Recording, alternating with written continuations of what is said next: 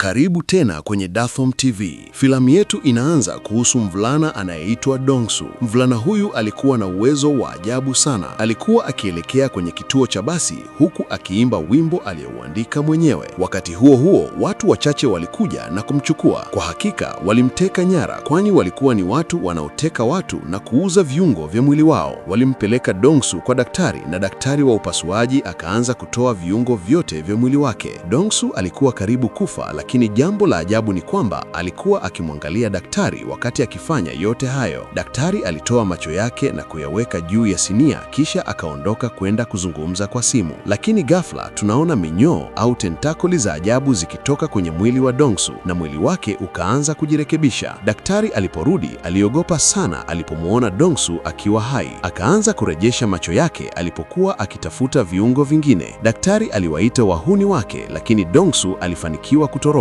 Baada ya siku chache kulitokea tukio moja. Mtu fulani aliweka sanamu ya mwanamke mrembo katikati ya barabara. Watu wote walikuwa wakiangalia kwa sababu ilikuwa nzuri sana, lakini walipopiga picha yake, sanamu ile ilianza kutoa damu. Hapo iligundulika kuwa haikuwa sanamu bali ni binadamu aliyefanywa sanamu. Habari hii ilianza kuenea polepole kila mahali. Polisi nao walifika eneo hilo. Inspekta alifanya uchunguzi kwa muda mrefu. Waligundua alama mbili, herufi P na N. Dong-su anaonyeshwa akiwa amefunga jicho lake kwa bandeji akiishi maisha ya huzuni. Ghafla usiku, jicho lake lilianza kuuma alipokuwa akifanya mazoezi ya kuimba wimbo wake. Akaona ile alama ile ile iliyokuwa kwenye mwili wa yule sanamu kwa kutumia jicho lake lililopotea. Aliona mambo mengi zaidi, ndipo ikagundulika kuwa kuna mwanaume aliyekuwa na jicho la Dong-su. Ndiyo maana kila kitu ambacho mtu huyo alikuwa akikifanya kilionekana kwa Dong-su. Dong-su alienda kazini kwake ambapo palikuwa dampani la taka. Wakati huo kulikuwa na watu wachache waliokuwa wakimpiga rafiki yake. Alijaribu kumsaidia rafiki yake, lakini yeye pia alipigwa. Mmoja wao alitoa kisu ili kumuua Dong-su, lakini Dong-su alipigana naye na katika mapambano sikio lake likakatika na kuanguka chini. Walipoona hilo, wote walikimbia na kuondoka. Baada ya wao kuondoka, Dong-su alichukua sikio lake na kulirejesha mahali pake kwa kutumia nguvu zake za ajabu. Genge la wauzaji wa viungo vya mwili pia lilikuwa likimtafuta Dong-su. Waligundua kuwa mwili wake na viungo vyake ni vya kipekee. Haijalishi anaumizwa vibaya kiasi gani, mwili wake hujirekebisha. Aina hii ya mwili ilikuwa na thamani ya bilioni dola tokani. Baada ya mapambano, Dong-su alirudi nyumbani na kuendelea kufanya mazoezi ya wimbo wake, lakini hakuwa akijua maneno sahihi ya wimbo huo. Hivyo akausikiliza tena na kuanza kufanya mazoezi upya. Wakati huo huo, akaona maono ya yule mwanaume aliyekuwa na jicho la Dong-su, naye pia alikuwa akiusikiliza wimbo wake. Lakini jicho la Dong-su lilianza kuuma sana. Akaamua kurudi tena pale alipotekwa nyara ili alipate jicho lake. Watu waliokuwa wakimfuatilia walimtambua na kujaribu kumkamata. Alikuwa akikimbia akiwa anakimbia kuwakwepa, lakini msichana mmoja aitwaye Leah Reeves alimwoka. Alimwambia, "Ndiyo, ninakujua, wewe ni Dong-su." Kisha Leah akamkata mguuni kwa kisu chake, lakini jeraha hilo lilipona mara moja. Dong-su akatoroka kutoka kwa Leah na kukimbia. Baadaye kitabu kinaonyeshwa kwenye maono ya Dong-su. Ndani yake kulikuwa kumeandikwa kila kitu kuhusu jinsi ya kuwaua watu na kuwafanya sanamu. Ilikuwa wazi kuwa mwanaume aliyekuwa na jicho la Dong-su ndiye aliyekuwa akiwaua watu na kuwaweka sanamu zao mjini. Tunaona msichana mmoja akienda kazini huku akiusikiliza wimbo wa Dong-su, kwani wimbo huo ulikuwa umesambaa. Akaona sanamu nyingine mjini ambayo ilikuwa ya mtu aliyeuliwa hivi karibuni. Akamweleza rafiki yake aitwaye Bwana Jin. Tabia zake hazikuwa nzuri, lakini msichana huyo alimpenda. Aliimba wimbo wa Dong-su mbele ya Bwana Jin na macho yake yakaanza kuuma. Wakati huo huo, macho ya Dong-su pia yakaanza kuuma. Hapo ikawa wazi kuwa mwanaume aliyekuwa na jicho la Dong-su alikuwa ni Bwana Jin. Yeye ndiye aliyekuwa akiwaua watu mjini. Ilionekana kuwa macho ya Dong-su yalikuwa yanaitambua sauti ya wimbo wake. Ndiyo maana kila ulipochezwa, macho yake yalijaribu kuungana na maumivu yakatokea. Siku moja, Dong-su akaona neno kwenye maono yake, corpse art. Alipotafuta mtandao, aligundua kuwa mtu aliyekuwa akiwaua watu na kuwafanya sanamu si mwingine bali ni Bwana Jin. Ili kuthibitisha hilo, alienda kwa rafiki wa Bwana Jin siku iliyofuata. Alimtambua msichana huyo kwa kuwa alikuwa amemuona kwenye ndoto yake. Akamuuliza ni nani aliyekuwa naye jana jioni. Msichana hakumwambia chochote, akaondoka akiwa ana hofu kwa sababu alidhani Dong-su alikuwa akimtongoza. Dong-su akaenda kwa Mnajim, akamweleza kuhusu alama alizoziona na tarehe za mauaji. Mnajim akamwambia mambo hayo yana uhasiliano. Akasema tarehe ya kesho pia inalingana na alama hizo. Dong-su akagundua kuwa mauaji yatatokea kesho, lakini hakujua wapi wala saa ngapi. Msichana aliyekuwa akimpenda Bwana Jin, ambaye pia alikuwa rafiki yake, alihamia nyumbani kwake. Alipokuwa akizunguka, akakuta kitabu ambacho kilikuwa kimeeleza njia ya kuwatengeneza wafu kuwa sanamu. Hapo akagundua kuwa Bwana Jin ndiye aliyekuwa nyuma ya mauaji yote. Na siku iliyofuata kulikuwa na sanamu nyingine mjini. Watu wote walikusanyika kwenda kuiangalia. Wakati huo huo, lile genge lililokuwa likimtafuta Dong-su pia lilikuwepo. Walimuona Dong-su, wakajaribu kumkamata na walikuwa karibu kumuua. Ghafla, Lee akafika na kwa mara nyingine tena akamuokoa Dong-su.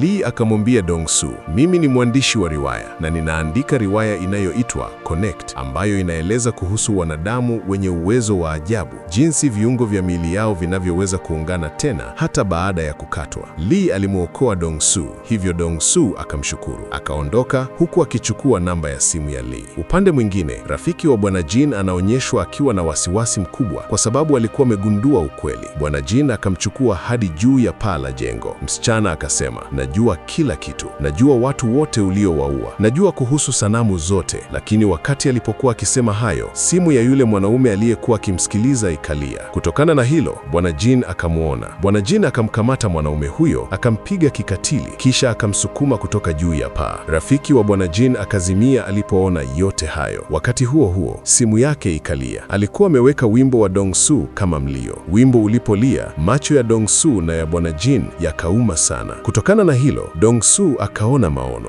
Akaona kwamba Bwana Jin alikuwa amewaua watu wawili kikatili sana. Baada ya kuona hayo, Dong-su akaenda kwenye ofisi ya Bwana Jin. Watu waliokuwemo ofisini pia waligundua kuhusu mauaji hayo. Kulikuwa na pilikapilika kubwa na polisi nao wakafika. Lakini Dong-su alikuwa ameona koti la Bwana Jin, hivyo akamfuata hadi chooni. Hata hivyo, bado hakuwa ameona uso wake. Polisi wakamkamata Dong-su kwa sababu walidhani yeye ndiye aliyefanya mauaji hayo. Dong-su akasema, tafadhali, mimi sijaua mtu yoyote. Muuaji yuko chooni. Lakini hakuna aliyemwamini Dong-su na hatuwezi kumsahau Lee. Kwa mara nyingine tena, Lee akamuokoa Dong-su. Bwana Jin anaonyeshwa akiwa na wasiwasi mkubwa ofisini. Alikuwa akifikiri kuwa hakukuwa na mtu mwingine juu ya paa isipokuwa wao wenyewe. Macho yake yakaanza kuuma alipokuwa akiusikiliza wimbo wa Dong-su. Akatambua kuwa jicho lake ndilo chanzo cha matatizo yote. Jicho hilo lilikuwa limepandikizwa, jambo ambalo lilimaanisha kuwa mtu aliyekuwa na jicho lingine angeweza kuona kila kitu ambacho Bwana Jin alikuwa akifanya. Siku moja, Dong-su alimchukua Lee hadi nyumbani kwake na akamweleza kila kitu. Akaanza kusimulia maisha yake tangu utotoni. Akamweleza jinsi alivyoanguka kwenye mti na mguu wake ukavunjika, lakini ukapona wenyewe bila matibabu. Kwa sababu hiyo, rafiki zake walimuita Jitu au Monster. Familia yake pia ilimwacha. Akamweleza pia kuhusu usiku wa mtu wachache walipomteka nyara. Akamwambia walimtoa jicho lake ambalo sasa linakuwa Bwana Jin, na Bwana Jin ndiye aliyekuwa akiwaua watu wote mjini. Akasema, nataka akamatwe, lakini simjui vizuri. Lee akashangaa sana kusikia hayo. Akasema, usiwe na wasiwasi, nitakuwa pamoja nawe. Kisha akamvika miani akisema, sasa hakuna atakaye kufanyia mzaha, watu hawatakutambua. Lakini walipoenda sokoni kununua vitu, waliona picha za Dong-su zikiwa zimebandikwa kila mahali. Polisi walikuwa wakimtafuta. Ghafla, jicho la Dong-su likaanza kuuma. Akaona maono ya Bwana Jin akimwambia alipokuwa akipiga picha yake, jiepushe nami, vinginevyo utauliwa. Aligundua kuwa mwanaume ambaye jicho lake lilipandikizwa kwake si mwingine bali ni Dong-su mwenyewe. Pia aligundua kuhusu mauaji yajayo yatakayotokea usiku huo. Usiku huo, Dong-su anakutana na mwanamume mmoja alipokuwa ametoka kwenda kumtafuta Bwana Jin.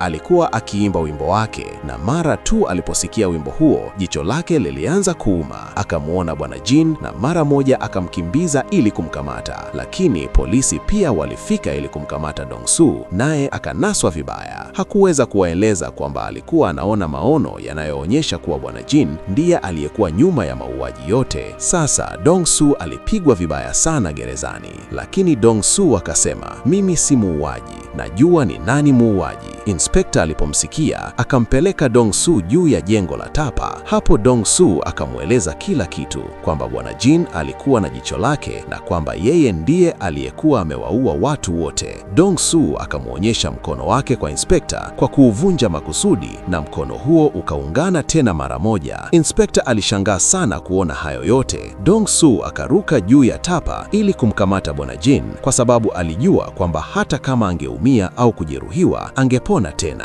Upande mwingine, Bwana Jin akaenda kwa daktari wa upasuaji aliyempandikiza jicho la Dong-soo. Hapo tukio la zamani linaonyeshwa. Tunaona jinsi Bwana Jin alivyoenda kwa daktari na kusema anahitaji jicho. Ndiyo maana daktari alimwekea jicho la Dong-soo kama jaribio. Baadaye, Bwana Jin akamuua daktari alipogundua ukweli huo. Genge lililokuwa likimtafuta Dong-soo likafika kuangalia, likamkuta daktari akiwa amekufa. Wakagundua kuwa Bwana Jin ndiye aliyemuua daktari. Lee na Dong-soo walikuwa wakimtafuta daktari. Lee akamuona mwanamume mmoja aliyekuwa akimfuatilia Dong-soo, aliyetumwa na genge la wauzaji wa viungo vya mwili. Lee akamkamata na kumuua mtu huyo. Upande mwingine, Dong-soo alikuwa na furaha kwa sababu wimbo wake ulikuwa unakwenda kuzinduliwa na mwimbaji anayempenda sana. Wakati huo huo, Bwana Jin akapiga simu na tukio hilo likaonekana pia kwa Dong-soo kupitia maono. Hapo ndipo walipozungumza kwa mara ya kwanza. Dong-soo akamuuliza, "Kwa nini unaua watu?"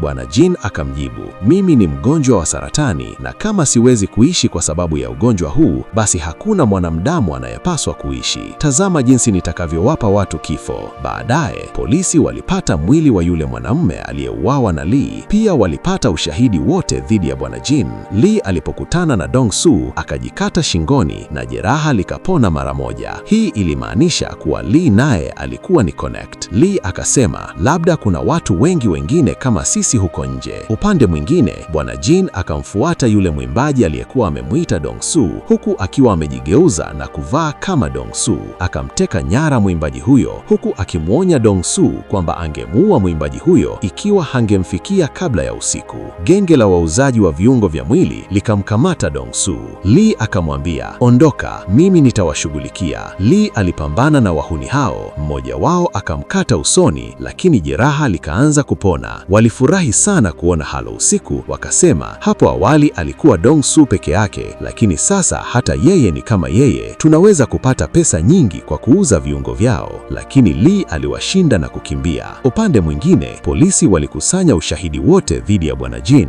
Waligundua kuwa Bwana Jin alikuwa akizunguka akiwa amevaa kama Dong-soo. Dong-soo pia alifika mahali ambapo Bwana Jin alimuita. Alijua kwamba Bwana Jin hakujua kupigana na alikuwa akiwaua watu kwa kutumia hofu yao. Wakati huo, Bwana Jin akaachilia gesi ya usingizi. Kutokana na hilo, Dong-soo akazimia na Bwana Jin akamchukua. Lee naye akamchukua kiumbe chenye nguvu kama monster, akasema sasa ni wakati wa kuamka. Alikuwa kama Dong-soo na Lee, naye akaenda pamoja naye. Bwana Jin akampeleka Dong-soo mahali alipomficha mwimbaji. Mwili wa daktari ulikuwa umetundikwa, kwani tayari alikuwa amemuua na sasa alikuwa akijiandaa kumfanya sanamu. Dong-soo alipomwona mwimbaji katika hali hiyo, aliomba msamaha. Bwana Jin akasema, "Mimi ni mgonjwa wa saratani, nitakufa hivi karibuni. Nitautumia mwili wa Dong-soo, nitahamisha bwengo wake na kuuweka kwenye mwili wangu. Mwili utakuwa wa Dong-soo, lakini bwengo utakuwa wangu." Bwana Jin akamkata Dong-soo kidole na kumwonyesha mwimbaji, kisha wakafungia wote kwenye freezer. Kutokana na hilo, mwimbaji akakufa. Dong-soo akakasirika sana, akaachana na pingo zake, akampiga vibaya sana Bwana Jin.